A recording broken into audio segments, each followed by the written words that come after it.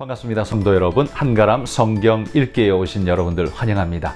자, 오늘은 고린도전서, 고린도후서, 갈라디아서, 에베소서 4개의 책을 함께 살펴보도록 하겠습니다.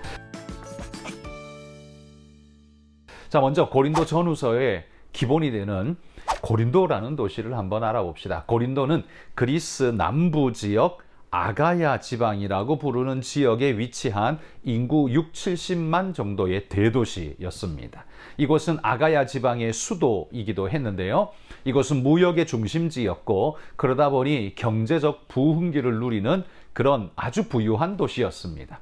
부유한 곳에 꼭 생겨나는 일이 있죠. 바로 성적 타락과 방종이 생겨나는데 아프로디테 신전이 거기 있어서 그 신전을 중심으로 활동하는 여사제들로 인해서 고린도라는 도시는 도덕적으로 문란한 아주 방탕한 도시였습니다.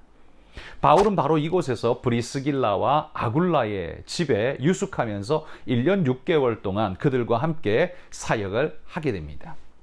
특별히 고린도 전서는 주후 56년경 바울의 제3차 전도 여행 중에 에베소에 머물고 있을 때에 고린도를 향해서 쓴 편지가 바로 고린도전서였습니다. 바울이 에베소에 머물고 있을 때 전도하며 교회를 돌보는 동안 고린도에서부터 소식이 들려오는데 아주 좋지 못한 소식을 듣게 됩니다.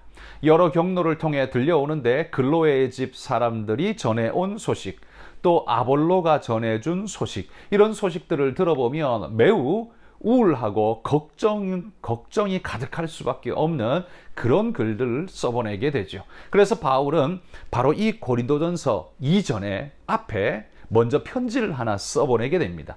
고린도 교회의 이 부정과 잘못을 바로잡기 위한 편지를 써보내었지만 이 편지는 성공하지를 못합니다. 배척을 당하고 거부를 당하죠. 그래서 이 사도 바울이 첫 번째 써보낸 이 편지에도 불구하고 고린도 교회의 대표단이 와서 전해주는 소식을 들어보면 그 사정이 매우 좋지 못한 것을 보게 되자 바울은 다시 한번 고린도 교회를 향해 편지를 쓰는데 바로 이 두 번째 편지가 고린도 전서입니다. 이 고린도 전서는 그러면 무엇을 핵심으로 쓰고 있는가? 그건 바로 교회 공동체의 문제들과 성령의 은사에 대한 이야기를 합니다. 고린도전서는 말 그대로 이런 교회가 있나 싶을 정도로 문제의 종합병원 같은 그런 문제의 온상이 가득했던 곳이 고린도 교회였습니다. 고린도전서는 당시 고린도 교회에서 발생한 바로 이 문제들을 바로잡고 참된 진리로 성도들을 이끌기 위해서 기록되었는데요.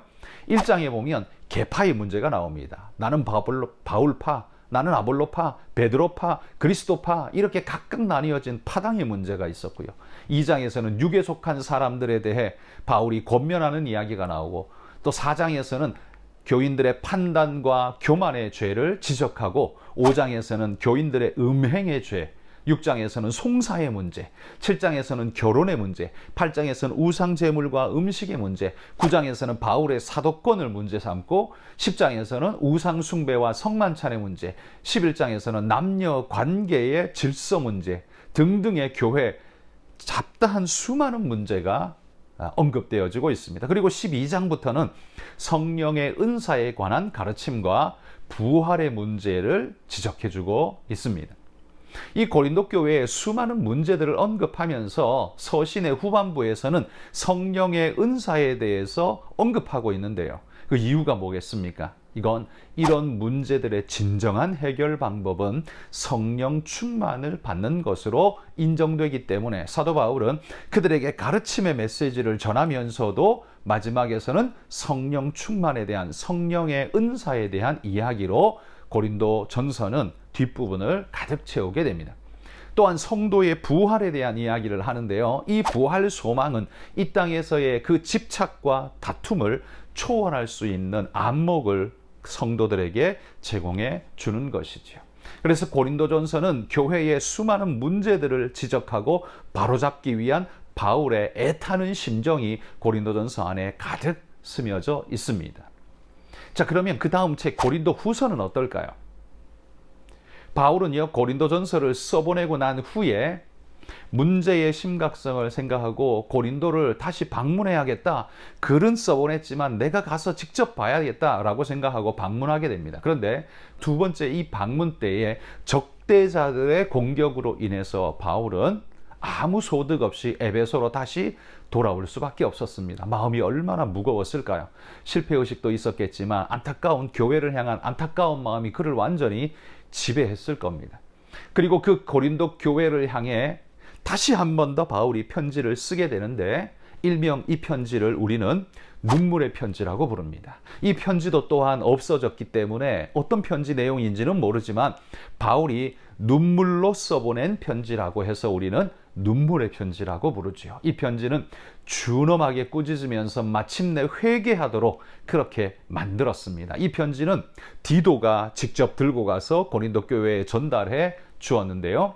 이 편지와 디도의 사역은 효과를 발하게 되어서 교인들은 회개를 하고 불의한 자들을 징계했으며 그리고 속히 바울을 보고 싶다라는 편지를 그들에게 보내오게 되죠. 바울이 이 눈물의 편지를 써보내고 마음에 얼마나 근심했을까요? 첫 번째 편지도 실패했고 고린도전서를 써보냈지만 또 자신이 방문하여서 그들을 돌봐야겠다고 갔는데 실패하고 돌아왔으니 그리고 눈물의 세 번째 편지를 써보냈으니 이것이 얼마나 큰 마음의 근심이었겠습니까? 불안하고 초조한 마음에 있었는데 그들에게서 들려오는 소식이 이 모든 일들을 바로잡고 회개하고 불의한 자를 징계하고 우리는 바울 당신을 보기를 원합니다 라는 소식을 들었을 때 바울은 뛸 듯이 기뻐했습니다.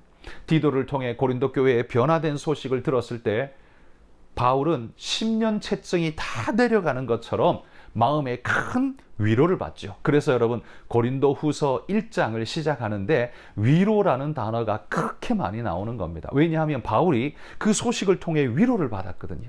그 큰 위로의 마음을 가지고서 바울은 고린도 후서를 써보내게 된 것입니다. 이 소식을 듣고 바울은 얼마나 감사했을까요? 정말 감격 속에서 그 편지를 써보내고 그리고 고린도 후서를 써보내며 그들을 격려하고 위로하고 또 그들을 바로잡아야 할 그 문제들을 다시 한번 조목조목 되짚어 준 것이 고린도 후서였습니다. 그러니까 전체적으로 바울은 고린도에 4개의 편지를 써보냈습니다. 그 중에 2개만 우리에게 남아있어서 고린도 전후서가 되었지만 4개의 편지를 썼는데요. 순서로 보자면 첫 번째 고린도 교회의 문제를 지적하는 첫 번째 편지를 써보냈고 두 번째 고린도전서를 써보냈고 세 번째 눈물의 편지를 써보냈고 네 번째 고린도 후서를 써보내게 된 것입니다. 자, 그러면 이 고린도 후서의 핵심은 뭘까요? 이 핵심은 말 그대로 하나님의 위로라는 말로 표현할 수 있을 것 같습니다. 고린도 후서는요, 바울의 사도적 권위에 대한 도전과 그에 대한 바울의 변호가 중심적으로 쓰여 있습니다만 바울은 위로받은 마음으로 그 교회에 격려하고 위로하면서 더불어 그 교회에 있었던 문제 중에 꼭 바로잡아줘야 할 문제, 바울의 사도권, 그리고 여러 가지 실제적 문제, 자신의 인격에 대한 시비, 도덕성의 문제, 사도성의 문제, 여러 가지 문제들을 바울은 바로잡아야겠다라는 생각으로 써보내게 된 것입니다. 그래서 고린도후서 1장에서는 그의 진정성에 대한 의심을 풀어주기 위해 글을 써보내고요.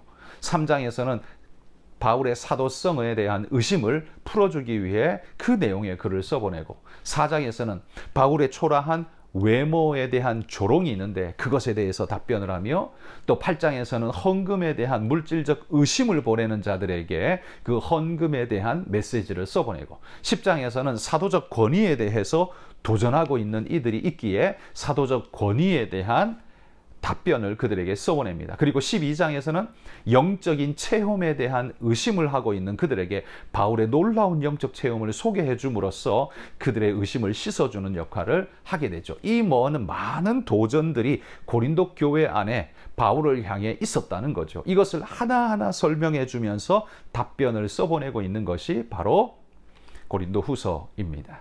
그러기 위해선 바울은 인내심을 가지고 이 글을 분명히 써야만 했을 겁니다. 여러분, 이런 많은 해명해야 할 문제들이 산적해 있었지만 고린도후서는 고린도 교회의 회개와 돌이킴의 배경에서 기쁜 마음으로 위로받으며 쓰여졌기 때문에 이 고린도후서 편지 서두 1장에는 앞부분에서는 위로라는 단어가 10번이나 계속해서 반복적으로 쏟아져 나옵니다.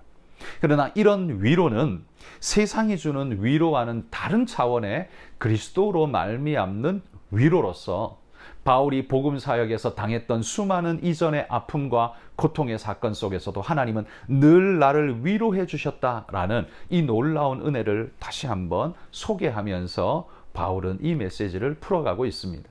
또한 고린도후서는 고난의 의미를 설명하고 가난한 자들에 대한 구제를 강조하며 직분과 사역을 그리스도 중심적으로 행해가야 한다라는 사실을 강조함으로써 교회에 마땅한 자세와 태도를 가르쳐 주고 있습니다.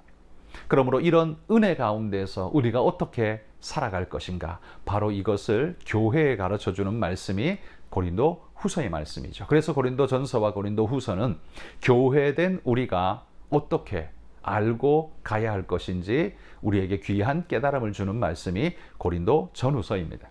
자, 그러면 이제 갈라디아서를 한번 살펴봅시다. 갈라디아서는요, 바울 사도가 자신이 갈라디아 지방을 방문했을 때 전도하여 세운 여러 교회들에게 보낸 편지였습니다. 한 교회가 아니라 여러 교회에 보낸 회람 편지였습니다. 바울은 갈라디아 남부 지역, 즉 비스디아 안디옥, 이고니온, 루스드라, 더베 이런 곳곳 도시를 전도 사역을 했었죠. 이때 성공적인 사역으로 많은 유대인과 이방인들이 복음을 듣고 받게 됩니다. 그러나 믿지 않는 유대인들이요, 복음을 방해하면서 박해를 가하기 시작했는데 그들은 안디옥, 이고니온에서부터 루스드라까지 따라와서 바울을 돌로 치며 그를 박해했습니다. 이 돌에 맞은 바울은 거의 죽게 되었죠. 사람들은 그가 죽었다고 생각했습니다. 그러나 바울은 깨어나서 다시 더베와 루스드라, 이고니온, 비시디아, 안디옥을 거쳐서 수리아 안디옥으로 다시 돌아오게 됩니다. 이 수리아 안디옥이 바로 우리가 아는 안디옥 교회라고 말하는 바로 그 메인 교회이죠. 바울과 바나바는요, 이 안디옥에서 오랫동안 머물면서 사역을 하던 중에 유대인 그리고 유대주의자들로 야기된 이 할례 문제가 갈라디아 지방의 교인들을 혼란케 하고 있다는 소식을 전해 듣게 됩니다. 게다가 적지 않은 교인들이 복음에만 의존하지 않고 이스라엘도 지키지 못하는 그 율법을 지켜야 한다고 생각하고 할례를 받는 할례 율법으로 돌아가는 그런 일들이 일어나게 된 것입니다. 그래서 바울은 이 갈라디아를 써보내면서 그들이 복음으로 충분하다는 사실을 그들에게 강조하고자 바로 이 갈라디아서를 쓰게 되었던 겁니다.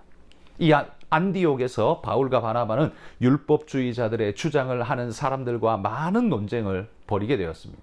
그 결과 안디옥 교회는 이 문제를 예루살렘 교회의 사도들에게 질문하기로 결정하고 안디옥 교회의 대표로 바울과 바나바 그리고 몇 사람을 함께 예루살렘으로 파송하게 되죠. 그리고 예루살렘 교회는 사도행전 15장에 보시면 예루살렘 공의회를 열어서 율법의 문제를 어떻게 볼 것인가에 대한 논의를 심도 깊게 하게 됩니다. 그리고 그 결과로 율법의 멍에를 아무에게도 지우지 말라라는 결정을 하게 됩니다.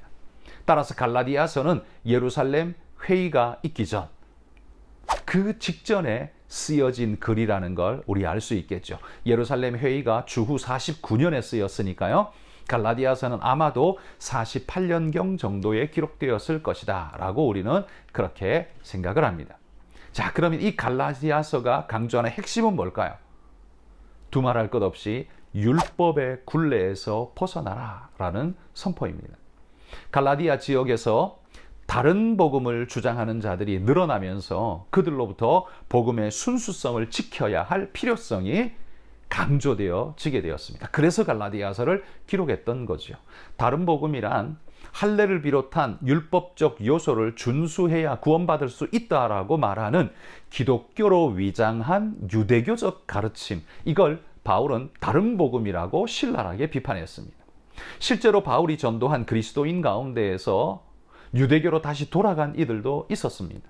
바울이 여기서 바른 복음을 세우지 않는다면 기독교는 유대교의 그냥 하나의 부수적 일파로 전락해서 역사 속에서 그냥 흐지부지 사라지게 되고 말았을 겁니다. 그래서 바울은 갈라디아서를 통해서 격렬하게 그 신학적 복음의 주장을 펼쳐갈 수밖에 없었던 것이죠. 바울이 갈라디아서를 통해서 이 복음을 지키지 않았다면 어찌 되었을까 생각만 해도 끔찍합니다. 다른 사도들을 통해서 바르게 세워졌을까? 그럴 수 있겠죠. 충분히 그럴 수도 있을 겁니다. 그러나 바울처럼 논리정연하게 이렇게 써낼 수 있었을까? 바울 같은 인재가 또 있었을까라는 두려움은 있습니다. 자, 실제로 갈라디아서는요, 종교개혁자인 마틴 루터가 가장 좋아했던 서신이었습니다. 왜냐하면 종교개혁자 마틴 루터도 바로 이 로마 가톨릭의 공로 사상과 치열하게 싸워야 했던 존재였기 때문입니다. 사도 바울이 율법주의자들과 치열하게 싸워야 했던 것처럼 행위주의자들이죠. 마찬가지로 천주교 로마 가톨릭의 공로 사상에 의해서 자기가 그 공로 갚아야 한다라는, 그래서 죄에 대해서 자기 스스로가 자기를 금욕하고 자기를 어렵게 하고 고통스럽게 함으로써 그 값을 치르는 이런 행위로 구원을 얻고자 하는 그러한 사상을 정면으로 반박하며 거부해야 했던 마틴 루터에게는 이 갈라디아서야말로 너무나 사랑스러운 글이 아닐 수 없었습니다. 그래서 갈라디아서를 두고 루터는 이렇게 말했다고 합니다. 갈라디아서는 나의 서신이다. 나는 이 서신과 결혼하였다. 이것은 나의 아내다. 이렇게 말하기까지 했다고 합니다. 갈라디아서가 복음의 순수성을 지켜가는 데는 1등 공신으로서의 역할을 했다는 것, 우리가 기억하면서 갈라디아서를 읽으셨으면 좋겠습니다. 자, 마지막으로 우리 에베소서를 살펴보겠습니다. 에베소서는요, 바울이 생애 말년인 61년, 62년경에 로마 감옥에 갇혀서 쓴 옥중서신이었습니다. 옥중서신은 에베소, 빌립보, 골로새, 빌레몬 4개의 책을 우리가 옥중서신이라고 하는데요. 이 4권 중에 가장 먼저 쓰인 글이 에베소서입니다. 에베소서 속에 바울은 그의 기독론, 구원론, 교회론, 종말론에 대해서 자세하게 소개해주고 있습니다. 그러다 보니 이게 편지인가 신학 논문인가 헷갈릴 정도로 그의 편지글 에베소서 속에는 신학적 내용이 탄탄하게 들어 있습니다. 이 에베소서는요, 크게 두 부분으로 나뉩니다. 전반부 교리적 부분, 1장에서 3장까지 교리적 부분, 그리고 4장에서 6장까지 실천적 부분으로 나눕니다. 바울은 이렇게 두 부분으로 나누는 걸 되게 좋아하는 것 같습니다. 로마서도 앞부분의 교리적 부분과 뒤에 실천적 부분으로 나뉘어서 로마서를 썼었죠. 에베소서도 마찬가지로 전반부 교리적 부분, 후반부 실천적 부분으로 쓰여 있습니다.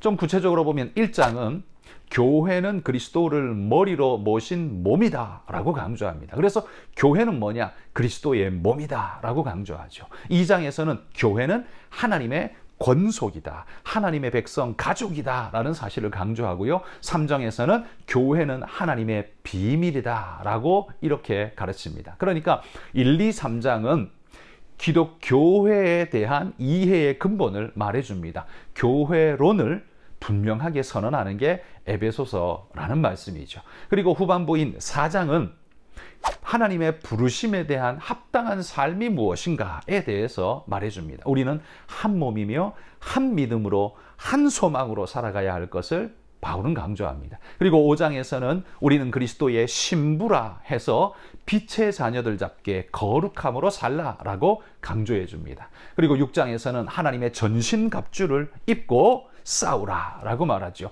성령과 기도와 의와 진리로 무장할 것을 에베소서는 우리에게 촉구하고 있습니다. 그래서 바울 사도가 전한 이 에베소서는 교회가 무엇인가, 구원론과 교회론과 여러 가지 신앙의 기본 교리들을 교회, 에베소 교회에 전달하면서 말씀 위에 굳건히 서라라는 것을 전하고 있습니다.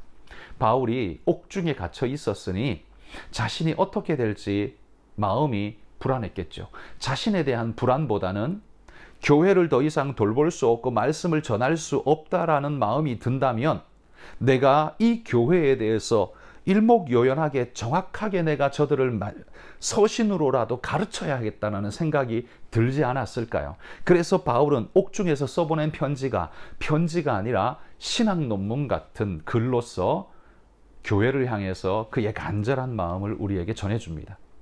덕분에 오늘날 우리 교회들은 바울의 이 서신을 통해서 신학적 복음의 분명한 메시지를 우리는 얻을 수 있게 되었습니다. 이 얼마나 놀라운 축복인지 모릅니다.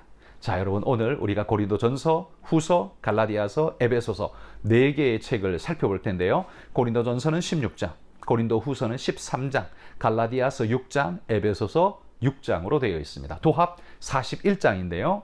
매일 우리가 6장씩 읽어간다면 우리는 이번 주간 이 4개의 책을 다 읽을 수 있을 것입니다. 자, 그러면 지금부터 성경 고린도전서부터 읽어가 보도록 하겠습니다.